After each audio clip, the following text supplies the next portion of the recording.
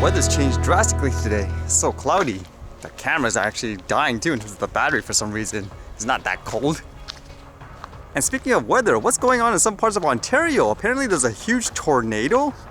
Like it says here, Environment Canada confirms the EF2 tornado with 210 km/h winds touched down in Barrie. There was a preliminary rating of an EF2 tornado with maximum wind speeds of 210 km/h, according to a damage survey team from Environment Canada and Western University's Northern Tornadoes Project. The weather summary was published early Friday, confirming the strength of the twister. And you can see all the damage it's creating. A lot of people were shocked, videotaping it, for example. Never seen anything like it, according to them. Can you imagine that, just completely losing your house over this? It says the damage path was about 5 kilometers long and up to 100 meters wide. The weather agency noted, adding the damage track may have continued towards Friday Harbor and over Lake Simcoe. Is anyone actually around these areas in Ontario?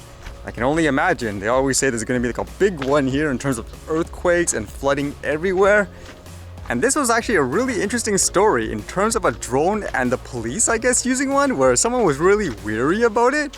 People often say if it's there, it must be, I guess, spying on someone. And a lot of the concern right now is that police officers are using it for surveillance.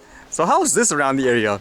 This guy here, he first sees a drone around the police station. And he says here, this black drone just flew from above the Vancouver PD headquarters on Cambie, paused above the condo tower at 2nd Avenue, then made its way northwest. Is it a VPD surveillance drone or someone randomly flying over the city?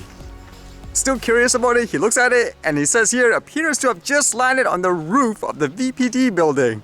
And I guess he actually went out to try to investigate it more. He says, I'm standing across the street now, most definitely being surveyed for staring at the cop shop and taking video. A plainclothes officer is drinking a coffee and staring at me. So the VPD actually responded to him, it seems like, and he says here, hi Bob, it is a VPD drone. Drones are not used for surveillance. Here's a link to our policy for drone usage and more information on public consultation. And they explain to the person here, according to him, with how he recollects it, he says, here's the VPD's explanation of when and why they fly it. The one I saw was out for 5 minutes from their Cambie HQ. Training? An accident, incident they were checking out?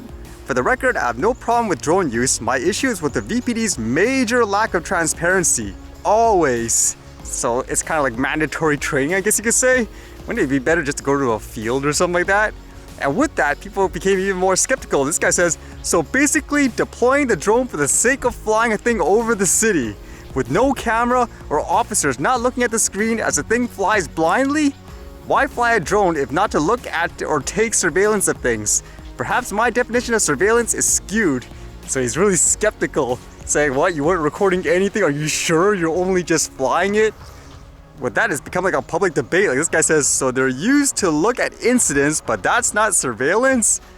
Does surveillance not generally connote an absence of an incident having yet taken place? So everyone's wondering if this is just like a play on words on technicality, but there's a lot of distrust, I guess you could say, in terms of police officers and stuff using drones, huh?